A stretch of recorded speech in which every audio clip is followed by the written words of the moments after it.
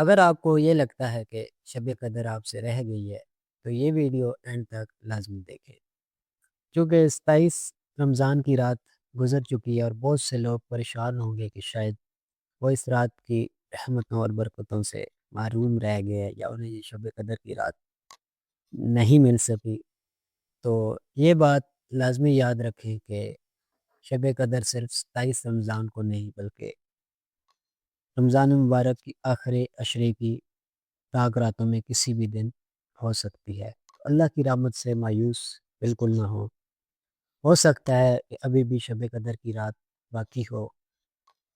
اللہ پاک سے خوب دعا کریں کہ اللہ پاک ہمیں وہ رات نصیب فرمائے، اور ابھی رمضان کی بہاریں اور برکتیں جاری ہیں تو اس کے لیے کوشش کریں گے زیادہ سے زیادہ جتنا ہو سکے استغفار کریں، درود شریف پڑھیں، اور یہ دعا لازمی پڑھیں: